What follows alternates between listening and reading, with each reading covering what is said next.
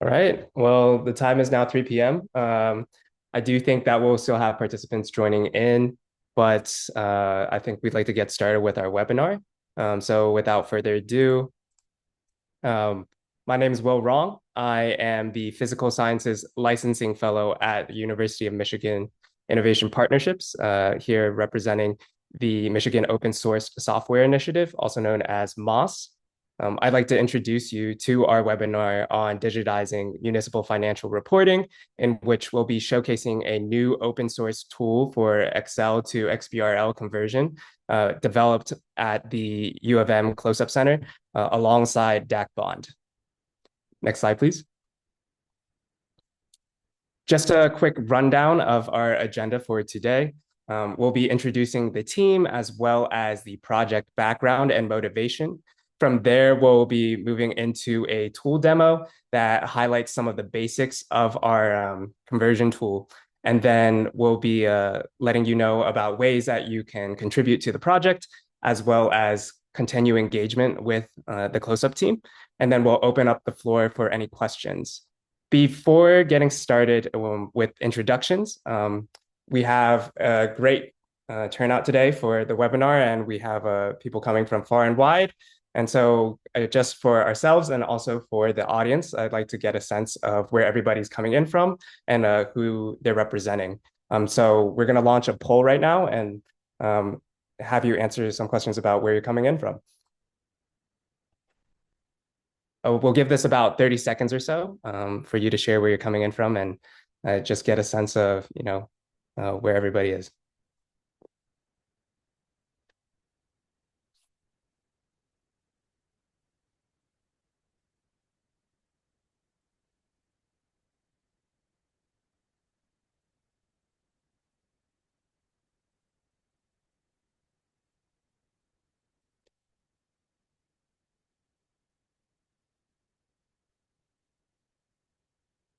Fantastic.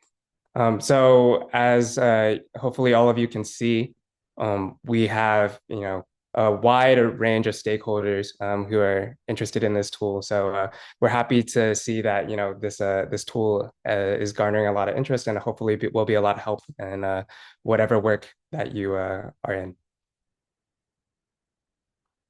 Next slide, please. So I'd like to share a little bit about the Michigan Open Source Software Initiative at Innovation Partnerships. We're a pilot initiative to support University of Michigan open source projects with community building and strategies for long-term impact and sustainability. MOSS has two support programs, one through our portfolio, which curates and promotes actively maintained open source projects through our technology listing website, as well as workshops for strategic support for open source projects with community building events and pathways for sustained funding, industry engagement, and spinouts. The MOSS initiative connects teams to the broader innovation ecosystem and resources through corporate sponsored research, translational research funding, startup support, and venture funding. You can feel free to reach out to us via our email or also our website. Next slide, please.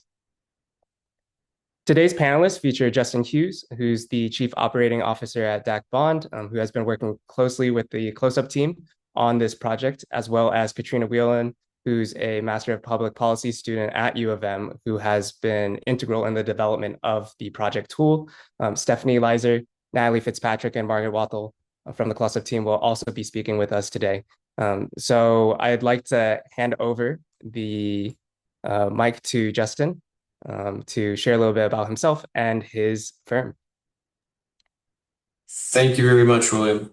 Yes, so many of you participate in our DAC clients, but for those who are not, DAC Bond assists issuers and borrowers of municipal bonds all across the country with SEC security compliance as well as tax compliance.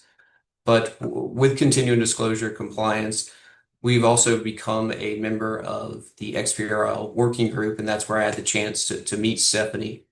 And when she presented this opportunity to us, it was something that we felt that it was a great thing for DAC to sponsor because there's been so much concern. There's still a lot of uncertainty about where the FDTA is taking us. But one of the biggest concerns, at least that we were hearing from our clients, was about the cost of implementation or how they were going to do this. So when we saw this project that was based in Excel, something that so many of our clients are familiar with, and with it being the open source, we felt like it was a great opportunity. And we're excited about where it stands now and also where it really could end up as we really get to the stage in this process where we know a lot more about what the FTTA is going to require.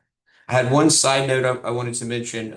Many of our clients participate in our continuing education webinars. There was some confusion about the invite that went out. So this is not a CPE webinar for those that are attending, but we hope that you still attend this and get the great information and see the great work that Katrina and the others have done with this project. So that's really all I have to say. And again, thank you all for joining, and I'll hand it over to Katrina.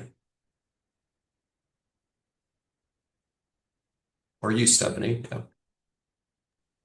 Yeah, thanks, Justin. I was just gonna show everyone the results of our audience demographics really quickly and point out that we have a wide range of participants today, which is fantastic.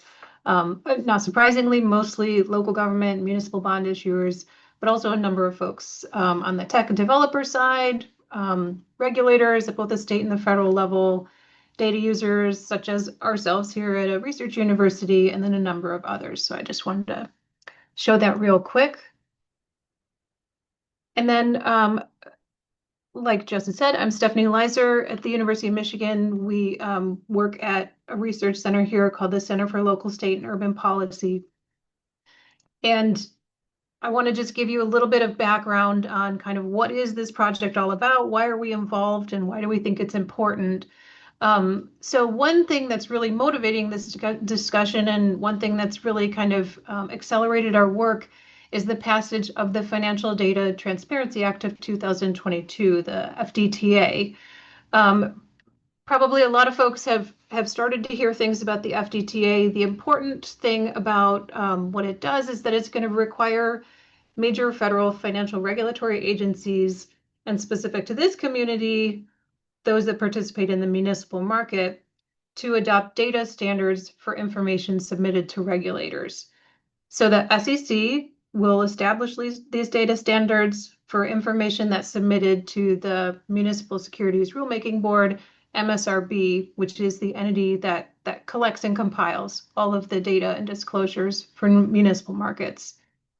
So in addition to the other agencies and data collection processes the FDTA touches, it will affect all entities with outstanding municipal securities. So everyone that's currently reporting to the MSRB, this is about 50,000 different entities within the municipal market, which is about $4 trillion. The FDTA is currently in its implementation process. We expect the final rules from the SEC by December 2026. Obviously there might be a little bit of uncertainty about the exact timeline, but that's kind of our best guess at this point. So just to back up a little bit, the FDTA is really getting the ball rolling, but to give you the bigger picture, the goal here is really about digitizing this financial information. So going from these, stacks and stacks of PDF documents, which have all of this very important information that informs the market, that informs the general public, that informs researchers about the finances of municipal governments, to be able to convert that into a digital format.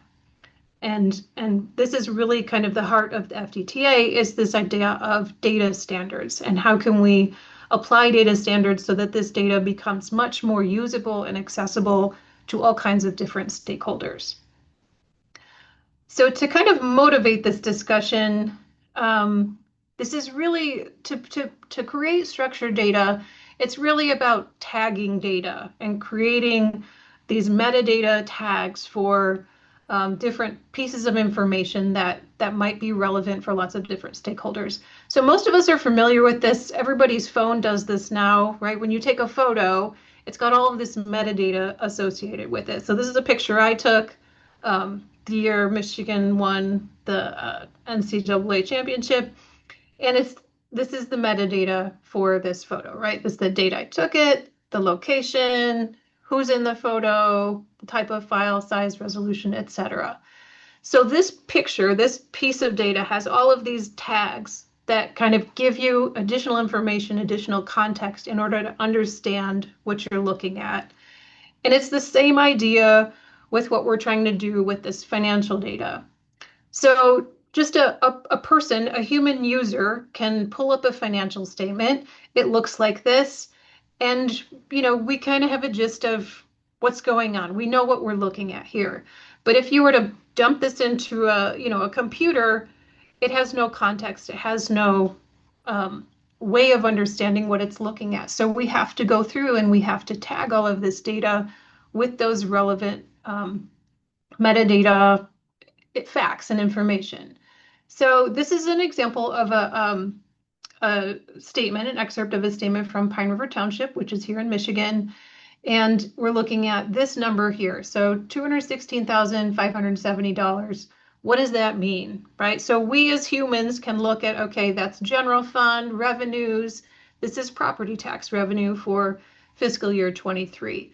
And these are all the tags that are going to be associated with that piece of data. So when we're creating structured data, what we're doing is intentionally kind of parsing through and figuring out what tags are relevant to understand what that fact, what that number means. So what's the jurisdiction? What's the fiscal year? What statement are we looking at? What fund are we looking at? What basis of accounting is that number measured in? It's in US dollars, right, et cetera. So where do these tags come from? It comes from what's called a taxonomy, which is really nothing more than a set of definitions, rules, and relationships that kind of provide that framework for defining the data. So US GAAP, right, the rules of accounting is technically a taxonomy, right, has all of these rules about definitions. And what we're trying to do here is just create a digital version of that. So a taxonomy will define things like for cash and cash equivalents, right? This has a specific definition. We know it's a balance sheet account. We know it's a type of current asset. We know that it's got to get summed up with other current assets and long-term assets to get total assets. You might have also come across this acronym XBRL. All this is a language that taxonomies are created in. And so that's one of the things that's kind of on the, under the hood, so to speak, of this tool we're going to show you is a taxonomy that is written in this language of XBRL to represent all of these accounting rules that we use to generate the data. We've been working on this for a number of years and talking to a lot of different stakeholders about what are the main challenges in implementing something like this. And the number one things that comes up, which will be no surprise to many people on this webinar, is that this is potentially going to be expensive, right? We're worried about the cost. We're worried about new software. We're worried about the lack of time and expertise to implement something like this. And we're worried that, we're not going to get any support to be able to absorb some of those costs.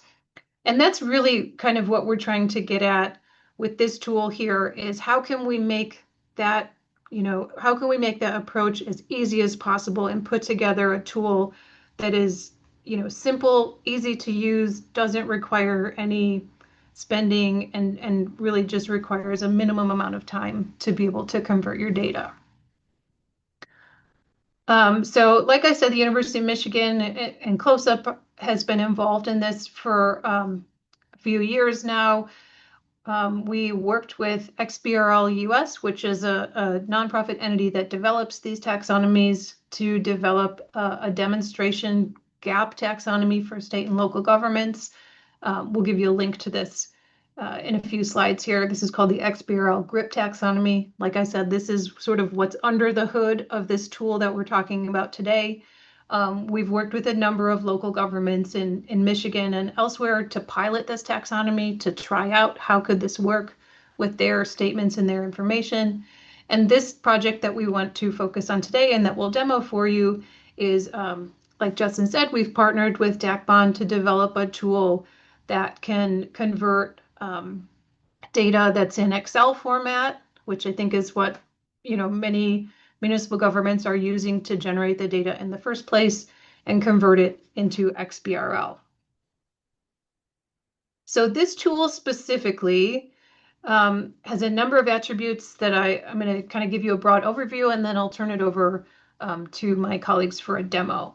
So it is free and open source. The idea is that this would be used by smaller issuers with relatively uncomplicated financials. As another colleague likes to put, this is sort of the IRS free file version of what a tool can be for converting your data into XBRL. And there's lots of other options for things that have more bells and whistles, but we wanted to create something that is very approachable. So what it does is it converts your data from Excel and Word format into this tagged iXBRL format. It requires no technical knowledge or applications beyond using a basic Excel spreadsheet. There's no macros in it, which I think causes complications for some users. And the other important thing is, this is sort of a demonstration, a proof of concept of how you can do this. We recognize that as the SEC and related entities move through the rulemaking process, that there will be an official taxonomy. And so this can be updated when we have an official taxonomy to work with. And it can also be customized for lots of different types of issuers. I know we have a number on this call, and that's something we really hope to encourage, providing the source code and making it freely available, is that people can kind of pick it up and use it for different types of applications. So I want to just, before we look at the tool itself, I just want to give a little bit of a disclaimer. Again, this is for demonstration educational purposes. It may contain errors. This is not yet ready for official financial regulatory filings, which we don't yet even know, the final result of. We don't yet know what exactly will be required with the FDTA and what that rollout will look like. So this is, again, just really for demonstration purposes only. Other important points: your data is not stored when you use this tool. So you'll use it, you get your output, and then you save the output, and it's not stored on any of our servers.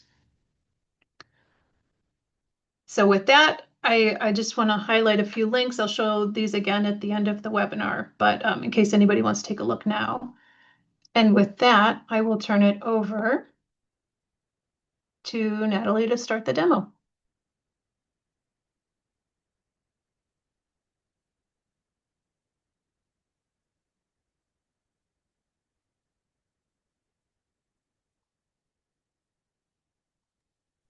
Thanks, Stephanie. All right, so this demonstration is kind of going to look at two components of the conversion tool. So there's two parts. One is an Excel template for filling out the actual financial information. The second component is the software program itself that will take that Excel template and turn it into XBRL. So I'm going to start by demonstrating how to enter data into the template. So to get started, you're going to go to closup.umich.edu/ACFR-tool. Again, this link will be provided in the chat at the end of the webinar. So on this page, there's a lot of information about the project and about the tool itself, including down at the bottom. I just want to highlight that there is a link to a user guide, which provides some step-by-step instructions, as well as example templates filled out for you to use. But to get started, you're going to click on the Start button, and it will take you to a page where you can download the Excel template. One thing I do just want to say right now, the template that we are demoing today is really designed for small general purpose local governments. That's who there's been a taxonomy developed most fully for. But our vision for this project is that ultimately there can be many templates that work for different types of issuers, as Stephanie said, and that they should all be compatible with this program. But so if this template does not look like it matches your organization's needs, that's where we are at this stage in the project. So to get started with the tool, The first thing to do is fill out a table at the top of the master info sheet. This is just, basic information about your government. And then importantly, you need to say whether you have business type activities and or component units. Filling these ones out correctly is going to ensure that the subsequent pages are formatted in a way that will allow you to input your data correctly. So after that's filled out, all of the other sheets in this file correspond to specific financial statements from the annual comprehensive financial reports. This is not an exhaustive set of all of the statements, but these are the ones that a taxonomy has been developed for. And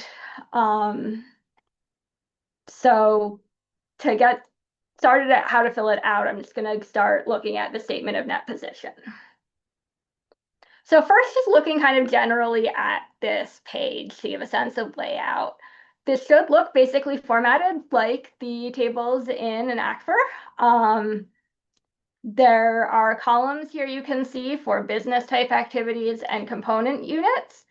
If I had selected N on the master info page instead, these columns wouldn't show up. So it's, again, really customized to what's appropriate for your government. There's some color coding on this sheet. Cells that are highlighted in yellow are ones that are meant for editing. Cells that are highlighted in gray are ones that will fill in data through automatic calculations and things like that and should not need to be manually edited. I will also just flag this column A on the left. This is the XBRL element column. So this is where the actual tagging will fill in. You do not need to use this column. You don't need to look at it. It will fill in automatically, and that will make the sheet work. So to get started,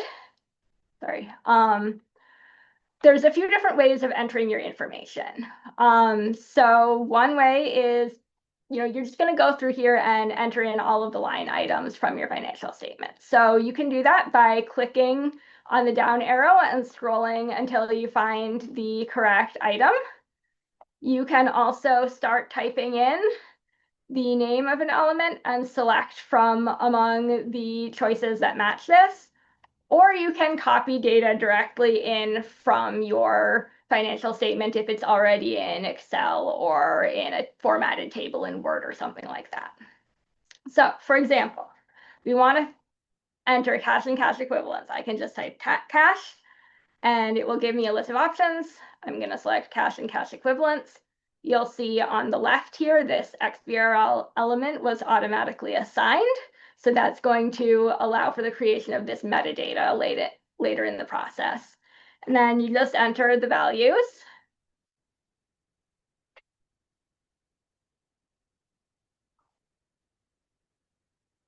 If you have component units, again, this will show up and you can enter that.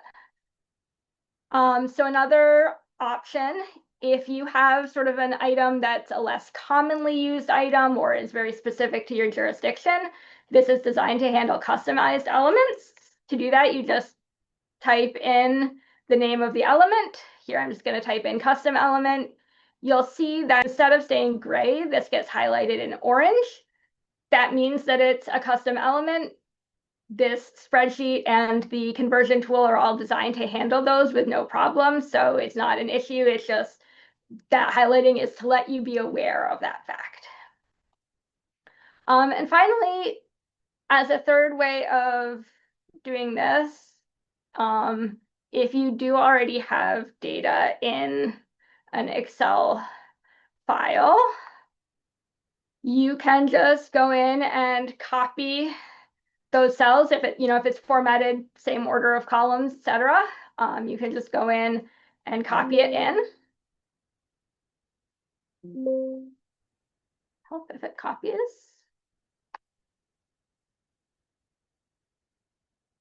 And so when I do this, one thing you'll see is that this top one for internal balances is showing as a custom element. this might happen if you truly have a custom element, but it also might happen when you copy in, just if you have, say, different pluralization. So I'm going to check here. And in fact, yes, if I click on internal balance instead, it will become a regular item and highlighted in gray. Throughout this process, these total columns are doing the calculations. There are total rows all through the cell that also are doing these calculations. They're automatic. However, it is good practice to just double check them to make sure that everything is entering and being calculated properly. And you can go through and enter, all of the line items from your financial statement, and this will update as you go. So that's, the main way of entering data. All of the other statements work essentially the same way, but I do want to highlight a couple of things. One is on the fund balance sheets, and there are columns for a number of different funds, and so you can you select a fund type. I'm going to say a special revenue fund, and the fund name. Here I'm doing grants. You can add several of these fund types, but you can also, if you're not using them, you should delete the unused columns. And the other thing I want to highlight is another thing we've included on here are the reconciliation sheets. We wanted to include them in order to be able to have as complete a financial statement showing up in XBRL as possible. However, there has not been a taxonomy developed for these yet, so there is no column with XBRL elements. You'll just type in the information as it appears, and it will show up when you do the conversion, but without any associated metadata. One of the things, go back quickly to note, so there's a preset number of rows in each section. If you don't use all of them, you can just leave them as is, and they will not show up in your XBRL statement. If you need extra rows, that's not a problem. You can just insert an additional row in Excel. All right, so that's how to use the template. I'm going to now turn it over to Katrina to show how to turn this into XBRL. Thanks. I'm going to show my screen now. So what I'm going to show is now an example of what happens for the next steps. So what we're going to do is focus on one particular municipality. We've chosen to do an example through with the city of Clayton, which is a small city in Northern California, population of like 11 to 12,000. And so we are going to use their ACFR from fiscal year 2022 and just have a look at what it looks like and then what a filled template would look like and do the conversion with that. So here's what their ACFR looks like as a PDF. This is the cover page. They have some table of contents and various things. Before you get to the financial tables, I'm just going to skip ahead to the first table, which looks something like this. It looks nice, but you don't get any ability to actually copy the data or see it in a structured way, which is the motivation for doing this conversion tool. So what I'm going to show you next is the exact same template that Natalie just showed us, except we filled out the information already for the city of Clayton. So this is the master info tab that Natalie was showing us. And we've just inputted the basic information for Clayton. So the name of the municipality, the state is California. The fiscal year ended on June 30th of 2022. This city does have business type activities. They have a convention center, no component units, and we don't want in California to have footnotes at the bottom of every table. So we've marked an N there. So now I'm going to just show you the same tabs that Natalie showed you, except filled in with information to give you a sense of what the filled template would look like before we convert it. So now I'm going to click over on the Statement of Net Position tab. So down here on the bottom, we have one tab for each table. I'm clicking on the second tab here to bring us to the Statement of Net Position. So this looks similar to the empty version that Natalie showed us, but we've gone ahead and filled in all of the relevant line items. So as Natalie showed us, we went through, we selected from the drop down whatever title we needed. Here is cash equivalents and investments. And the corresponding XBRL tag has automatically been filled in over here in column A. And then we filled in all of the relevant numerical values in the yellow tabs, in the yellow cells, and everything in gray has been automatically calculated. So that is what this one looks like. And as Natalie said, we don't have to worry about leaving these extra empty rows because the conversion will take care of those. I'm going to just jump over to the governmental funds balance sheet, which was the second table that Natalie showed us. And here we can see the template filled out. We've filled out specific names for each fund in each column. And for each of those funds up above the name, so here we have the named landscape maintenance district fund, we've selected the type of fund. So this is a special revenue fund. And we don't have any extra columns for funds we haven't filled out. And then the last tab that Natalie showed us was a reconciliation sheet. So I'm going to click on the same reconciliation sheet. So this is reconciling the governmental funds balance sheet to the statement of net position. Everything in yellow we filled in as the user. So we filled in kind of narrative descriptions and the numerical values to get from the governmental funds to what we saw on the net position. So I'm not going to show every single tab, but as you can imagine, each of the rest of these financial tables have now been filled in with the relevant data. So I'm going to navigate back over to the Master Info tab, which includes a link to the tool. So I'm going to click on that link and say that's okay, and bring us back to the page that Natalie showed us, which has all the information about the tool. Scrolling down to the giant start button, I'll click on the start button to launch us into the web application. You'll be prompted to agree to the terms of use, which are basically what Stephanie said. This is for demonstration purposes. Don't use this yet to fill out regulatory filing. I'm going to accept those terms. And now you can see kind of the home page of the tool, which has the option to download the empty Excel template, which we've already done, and then the next step, which is to upload the filled out version of the template. So I'm going to click on this Choose Files button, which will bring up this little file window.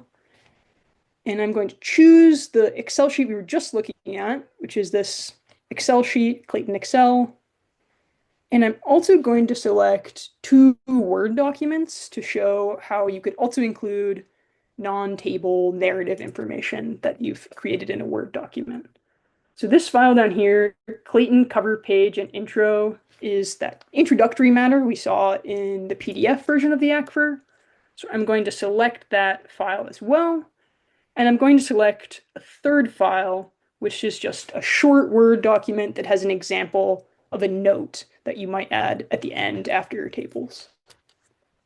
So I've selected all 3 of these files, 1 Excel and 2 Word documents. I'll go ahead and hit open, and we'll see them listed out here in the order that we clicked them, but we might want to render them in a different order. In this case, the cover page and introduction should appear before the tables in the final ACFR. So I'm going to drag that file above it so that they appear in the order that I want them to be combined and converted. If I had uploaded an additional file by accident, I could press delete to get rid of it. This looks like the order and exactly the files I want, so I'll go ahead and click this combine and convert file button. And in the background, what it's going to do is take those 3 files, Word and Excel, stick them all together, make sure that we've got the right XBRL tags for the tables, validate that XBRL, and then create the combined file at the end. Which brings us to this page after the conversion, where we have the option to download the converted file or view it right away in the browser. So I'm going to choose this option to view it, and it will open up the converted file in an additional tab over here. So now what we're looking at is the combined Word documents and those tables from the Excel document. We've chosen to have the cover page and introduction Word document first, so that's what we're seeing right here in the big window. And I'll just scroll through to show you that this looks similar to what we were looking at in the PDF version. So we still have the table of contents. I'll scroll through quickly, but just highlight that it also includes any images that were in that Word document.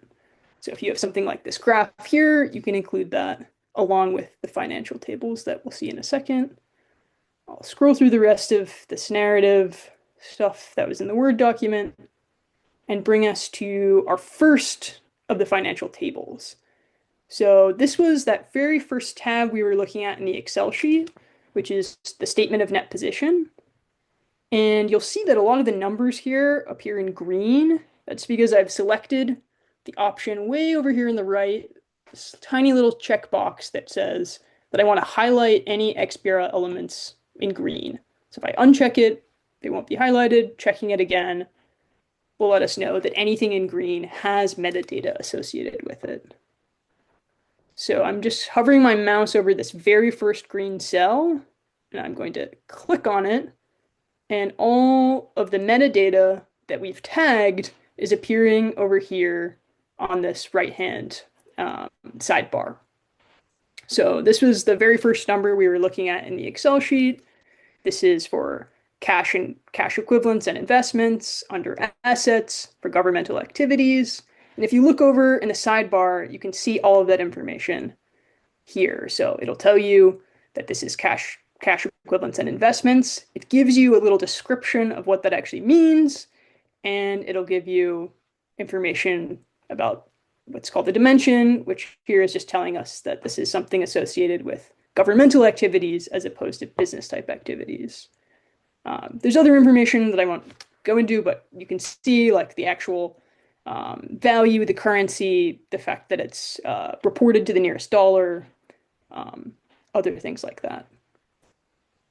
I'm going to keep scrolling through these tables, but you can see everything in green here. If you click on it, it will give you information in the sidebar here. So this is the statement of activities. This was the governmental funds balance sheet that we looked at with these different funds that we named. So here's our landscape maintenance district. And if you click on a number, you'll have some of the associated metadata. And I'm going to keep scrolling to the reconciliation sheet that we were looking at.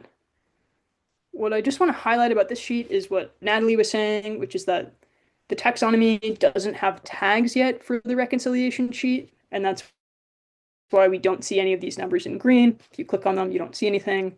But we have kind of the background framework so that if the taxonomy is eventually expanded to include tags for reconciliation statements, then we'll update the tool and you would be able to see whatever relevant metadata is associated with that. I'm just going to keep kind of quickly scrolling through the rest of the tables. You can play around with this on your own, but each of the green ones have tags. And I'm going to go all the way to the last of the documents that we uploaded, which was the final Word document. And this is an example of a note. This is a note about pension plans for the city of Clayton. And I'm just kind of previewing a feature that we've been working on and haven't fully finalized, which is the ability to tag elements inside a Word document. So, everything in that Excel sheet table had those green tags. But what we're looking at right now is actually a table that we had inside a Word document. and we added comments in the Word document that told the conversion tool how to tag these cells that originally appeared in the Word table. So this is giving information about a particular pension plan, and it has metadata over in the sidebar over here. So that's what I want to show you here. There's a lot to look at, so I encourage you to play around with it yourself. And the last thing that I want to show before I kick it back over to the presentation is where all of the source code lives. So I'm now showing on my screen the GitHub repository, which is where all of the code that runs the conversion tool lives. And this is a public repository, so for those of you who are marked that you're developers or have interest in looking at the code, this is where it is. We'll include a link to it in the presentation. And I encourage you to look through the code. It's mostly written in Python. And like this is really something that's meant to be open source. We want people to contribute, to let us know if there are bugs. If you're not technically inclined, you can just email us. If you are technically inclined, we encourage you to submit issues on GitHub to tell us feature requests or bugs that you've observed. And we have contribution guidelines that tell you a little bit more if you want to contribute as a coder. So that I'm gonna stop sharing my screen now, and we can go back to the presentation.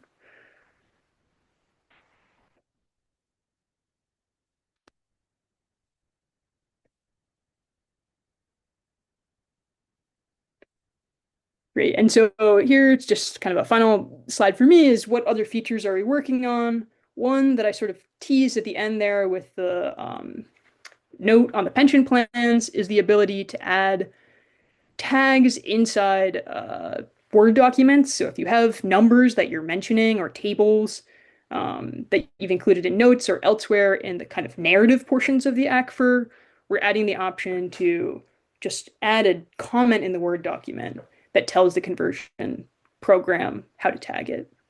Other things that we're working on that Stephanie mentioned is like other types of ACFRs. We focused on like small general purpose governments for now, but we're working on building out different templates and the capacity to convert other types of reports as well. And we're just continuing to test and refine the tool, which is how you all can help us as well.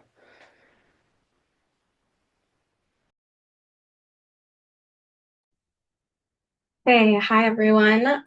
So I'm going to talk a little bit more about how you can get involved, how, what does this have to do, with you and next steps. So, as Stephanie said at the beginning, we have a number of people on this call from all different backgrounds and work industries. So, depending on where you work and what's important to you, we have some differences on how you can get involved and move forward. So for local governments and the issuer community, please try out our tool with your own ACFR data. Again, this is not something that you can formally turn in, but please, try it out, see if it works, and kind of let us know how it goes for you if you want. And then and play around with it. For regulators, maybe start thinking about how this tool could be adapted to support your reporting requirements, what other, taxonomies or some things we could use. And then developers, please, go to the GitHub repository and play around with the same source code, take it, run with it, try to see how it could fit for you or people that you work with. Very much want to have this be an open source project and, allow everybody to kind of take this and go where they want and to develop any new customizations and capabilities. This again is kind of step into the process and kind of a baseline. Yeah, so just kind of see where it can go. If you have the technical capability, go into our GitHub and make issue requests and pull requests. But if you don't have that type of capability, that's completely fine. Please just email us at closeup-fiscal-health@umich.com. And we are very open to hearing any kind of feedback that you have for us on, just using the tools, any ideas moving forward, and how it works for you. So, yep. And All right. So we have about 15 minutes left in this webinar session. And so with that remaining time, we'd like to open the floor to question and answers.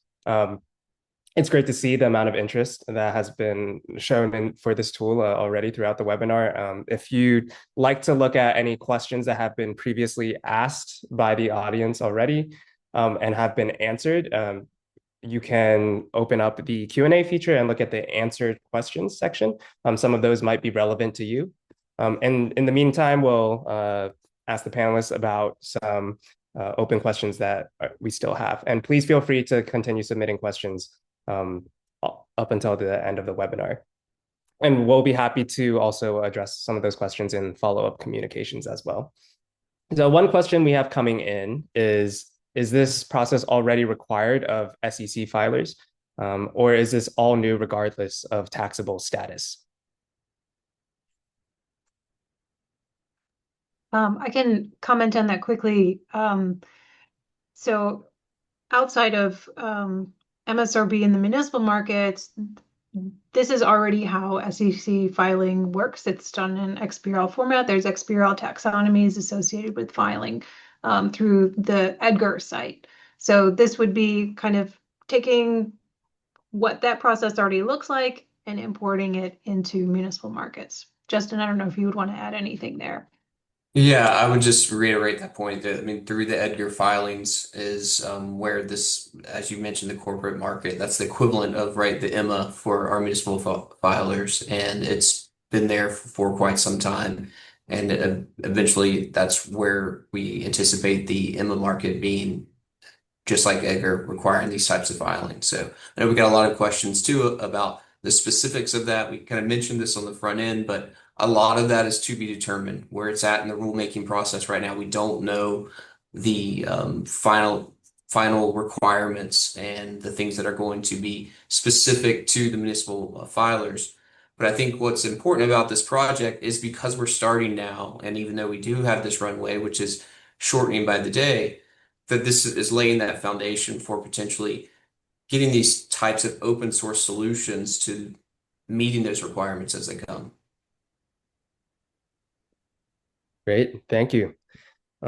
We have another question coming in, and it's asking if this is just another thing that issuers have to fill out, where might the benefit and the value lie?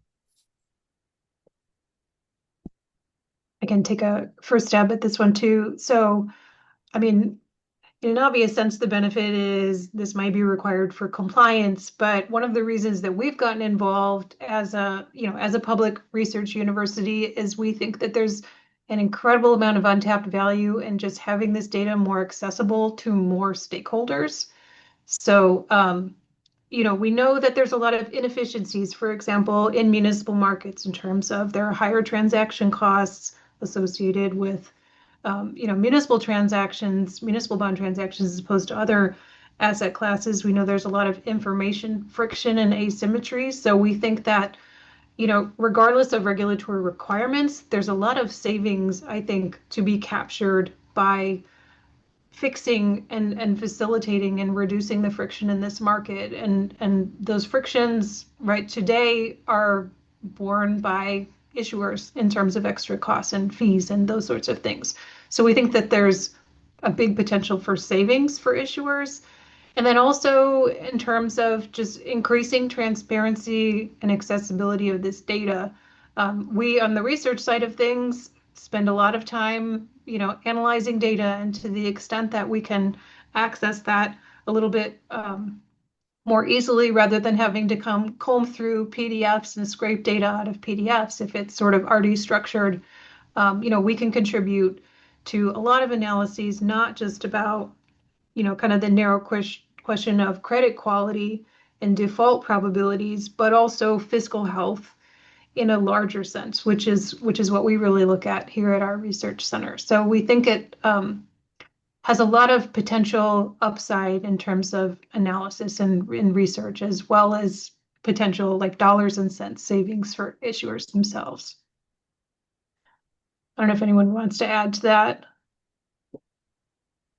No, I think that's a great answer. And in regards to the technical just aspect, not so much the requirement. I mean, utilizing this feature, I would say, in copying over, is it? We get a lot of questions. We're going to get more from our clients about, what is tagging. And I think you did a great illustration, Stephanie, of tying it back to that picture. And through this process, as you're copying it over, one thing is also the ability to see that, right? See what's occurring within that conversion and begin to educate your individuals that are going to be responsible for this, because it can become this sense of like a black box where you don't really know what that means, right? In regards to conversion to taxonomy. So I think copying over, just speaking directly to this actual feature, being able to see through Excel what that looks like, what is occurring, and then with it being this open source nature, being able to see exactly what is happening, right, in that conversion process. Thank you, guys. One thing we know about the different communities that this could potentially help is that, they come in all shapes and sizes. One question we had come in is, how might this be useful for communities that are small, rural, and or distressed for their data gathering and reporting?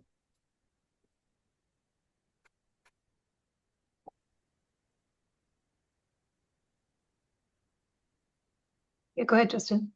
Yeah, no, I mean, in regards to, I think the where it's at now in development is it's designed to assist, right, with those smaller entities. And I think in regards to utilization of the tool, that's one of the reasons that DAC felt encouraged to sponsor it, because we have very large institutions and we have very small ones too. And the process of going through this conversion has become, a daunting aspect, right, as they look at it.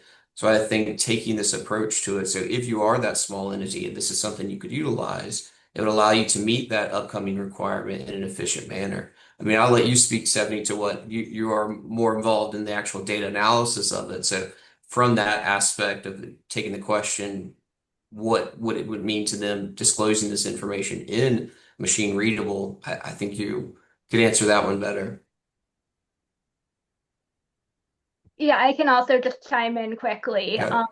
So regarding small community and rural communities in particular, I do want to just note we have done pilot projects of XBRL in small rural communities in Michigan. And this tool was really developed out of what we learned from those pilots, which is that we needed something that was familiar and simple and not a lot of work and free.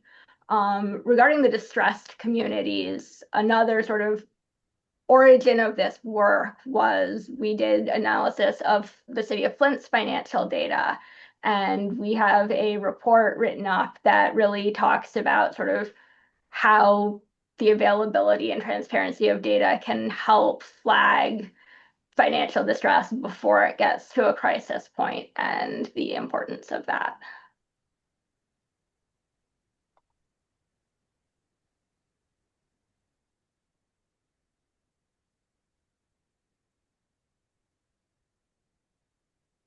I was going to jump in, and I saw a question in the chat about how does AI play a role in this? And I feel like this is a question that comes up in every webinar about everything at all lately. So we've thought a lot about this in terms of, we know AI has made great advances in terms of scraping data and like pulling data together. And I think combining the power of AI to analyze data with having highly structured data that is very explicit about what data points mean, how they're defined, and how they're in relation to each other can really have a very complementary dynamic. So one of the concerns about AI, as we all know, is that it's frequently wrong and it makes things up and can guide us down the wrong path. And so I think that's one of the reasons why it's really important to have structured data in the first place, so that we can be very clear that this number, this $216,000 is defined by the rules of accounting, right? It has definition and gap. It's got all these metadata associated with it, so that when the AI comes into contact with that data point and the other data points, that it's got all of that contextual understanding to be able to properly interpret those data and not give us output and guidance that will lead us down the wrong path. And so I think that the AI has a really complementary role to play, and it I think in many ways increases the urgency to make sure that we have structured data to feed into our AI models in the first place.